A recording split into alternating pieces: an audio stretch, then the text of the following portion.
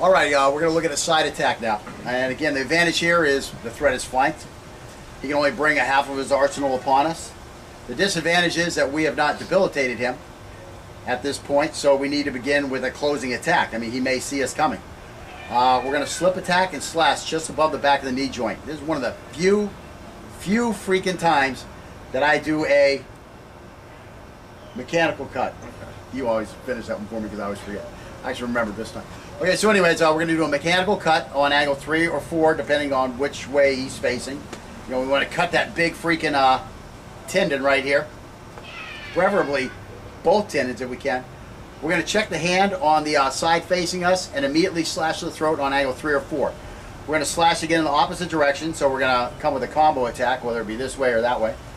And we're going to maintain our check, and we're going to maneuver to the rear. Again, reach around the front of the threat's neck, and what do you think we're going to do there? Reverse angle 4, slashing the throat wide open. We're going to again mount as he falls. Cover his mouth with our body to keep him from choking too loud. If he continues to struggle, we're going to try to work the knife into the side of his throat or into the area below the back of his skull where the spinal cord comes out, and try to dissect his cerebral cortex for a quick end to his struggles in life. And that's about it. Let's go look at some. And we're coming up. Yeah, we're going to be low here. We don't want to be in this guy's field of vision. So the back of his leg is facing me, so I'm going to be coming with an angle 4. I'll be sneaking up here.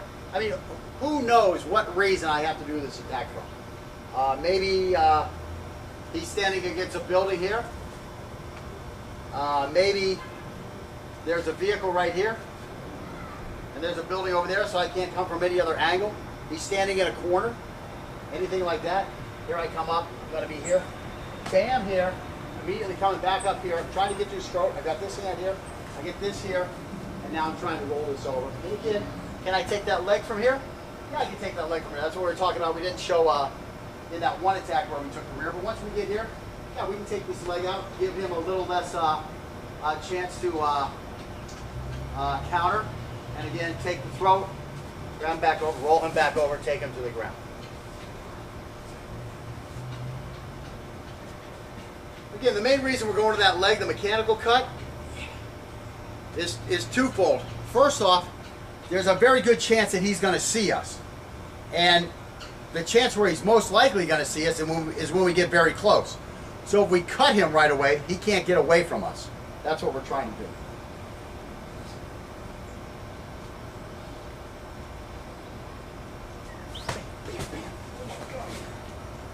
And again, do I care if that 3 or 4 up in his head hits him? Again, I'm throwing it fast, so I'm not really going to smack him. Do I care if that cuts at all? No, I just want to get him reacting to me instead of calling out the alarm, okay? I mean, could I just switch hands? Come up here like this. Bam! Yeah, I could. But again, do I want to get stuck in a bone with my knife?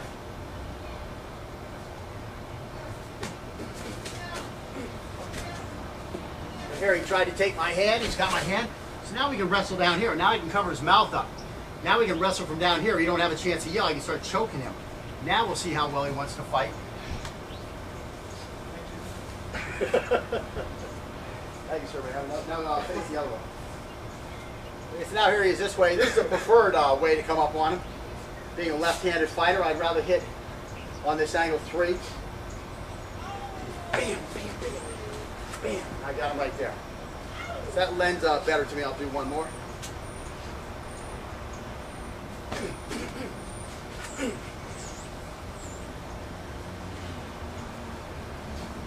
What am I aiming for up top? What are you aiming for? Yeah. Just trying to slash anywhere across. I'm trying to get my hands up, get me reactionary, so that you can take the back and then do this. Again, that 3 and 4 to the head, yeah, you might get his, you might sever his carotid, you might cut his trachea, you might sever a jugular vein, you might cause him mechanical problems by slashing these tendons or muscles that control his head. But the big thing we're just worried about is we're worried about a diversion. To get him like this, what's happening while we take the back?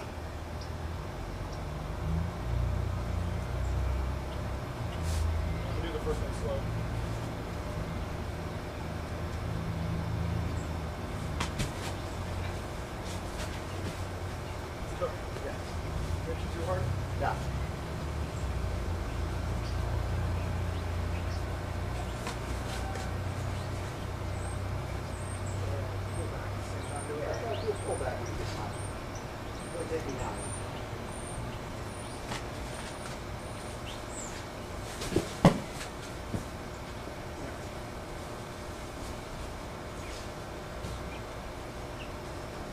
And again, the reason we're not doing the full pullback when we get to the rear is because we don't have time. This guy, we've already started this guy. We can do the full back when we come from the rear type attack, because this guy hasn't seen us yet.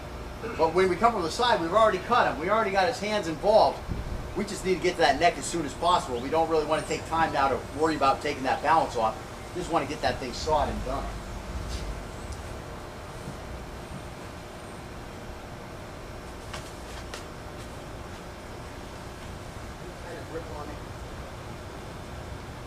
Try to get a hand on it here after the first cut. Do 2 cuts, then slide that one around to the back. Try to get a little more busy. There it is. And boom. Boom.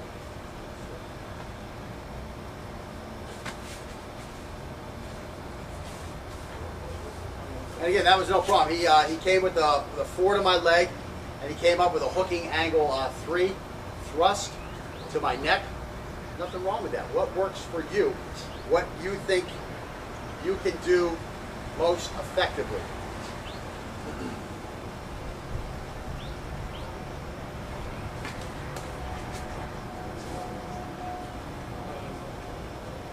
Scott's still a nice guy. He hits me and he says sorry. I said sorry to him after I think I saw the blood. Yeah. Well, you asked me if I wanted something. No problem. Oh, I didn't even apologize to him. All right, so what do you want? So now what you got to do is you got to slash this one. You got to let this arm go through. Now check off here. Bam, bam, and then whatever up. I was trying to figure out how to work my way around. Yeah. And again, the closer you keep these things to our base attack, again, coming from the side, working around towards the back, the easier it's going to be for you. Now, you may find that, look, I don't like that attack. I like to do it a different way. If that works for you, you can do it effectively. Beautiful.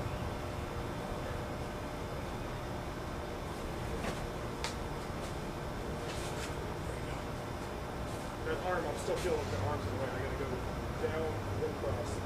Right, that's what I'm saying. So come up here, I went like let this. that momentum come up. And again, you don't even have to really reach out and grab it. I mean, you could be here like this, just like where I'm just here like this, and right, just come in and lean on it, bam. And again, you don't even have to do that second one, and you're here. Right. Just come around here and take that right away. I was going for the kidneys just to keep stabbing. Right, exactly. And by far with this one, just coming here, and coming up here is going to be the quicker attack. Again, we come with a base, and I show you the base. What am I going to do when I actually do it? I have no clue. That's one thing I can say best about the way I knife fight. I have no clue what I'm going to do. Something's going to come to me while I'm moving. And that's the way you have to be. You don't have time for conscious thought.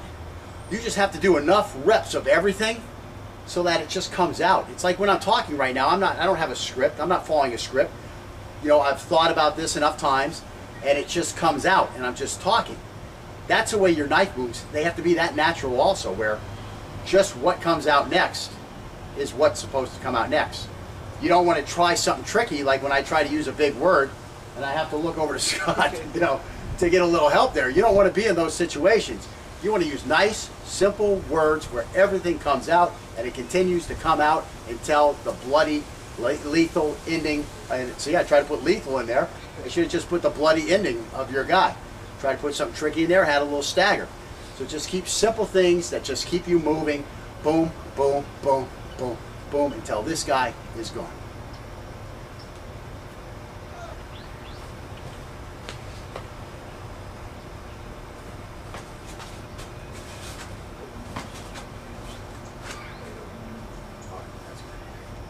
So simple stuff.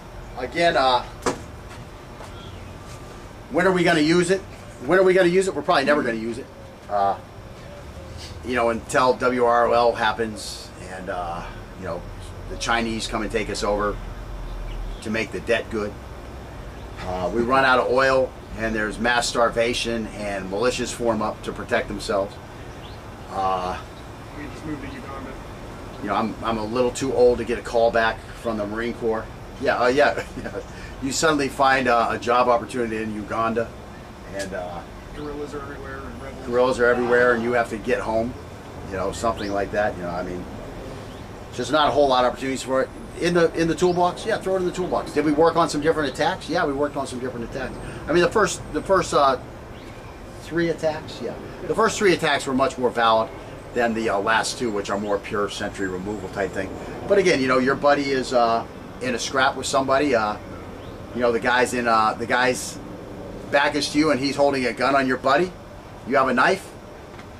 Wow, a rear attack all of a sudden makes a lot of sense, doesn't it? Maybe I was wrong saying they were only good for sentry removal. You know, same thing with the side. I mean, you know, you're at the bank. This guy's got his gun on the teller saying, give me the money. You feel like being a hero today? Pull out your little knife. You're sneaking up there. Slash that leg. Boop, take that neck. Man, you're on the 6 o'clock news. For bringing a knife into the bank. Jared, yeah, but are you allowed to bring a knife in? It doesn't say no I don't knives. think so. It says don't bring a gun to the bank. Okay. Yeah, because I look at those signs. You know? All right, so we're serious now. Now you really have to read that Folsom prison-style book. What is it? What's the name of the book? Put them down, take them out. Put them down, take them out. Knife fighting from inside Folsom Prison. Something to that effect. You really need to have that book read now. Again, we're not going to go read through the whole book. We have been reading through the whole book as we're going through classes and taking breaks. But we have not done any of the drills. We are going to now do all the drills, okay? And we're going to put that on tape for you. And again, you know, that's something that you want to add to your toolbox. Again, we do something very similar in the attack we're doing. We just have sophisticated it, raised the level of sophistication in that, you know, we have a opening knife attack, and then we finish up taking the rear and slashing the throat, making sure the job gets done. Again, you know, that's the difference between an actual trained knife fighter and just a trained thug, you know, with a brutal, down and dirty technique, which is what the Folsom prison style attack is. So again, make sure you start reading through that book. You really need to read it before you watch the next video, and then we're going to start going through some of those drills to make sure that you have the actual attack in your toolbox, not something that you think is the actual attack. So that when you actually learn to defend it, you're actually defending it and not something that you just think looks like it. All right, we're going to look at a side attack now. And again, the advantage here is the threat is flanked. He can only bring a half of his arsenal upon us. The disadvantage is that we have not debilitated him at this point, so we need to begin with a closing attack. I mean, he may see us coming. We're going to slip attack and slash just above the back of the knee joint. This is one of the few freaking times side facing us and immediately slash the throat on angle 3 or 4. We're going to slash again in the opposite direction, so we're going to come with a combo attack, whether it be this way or that way. And we're going to maintain our check, and we're going to maneuver to the rear. Again, reach around the front of the threat's neck, and what do you think we're going to do there? Reverse angle 4, slashing the throat wide open. We're going to again mount as he falls.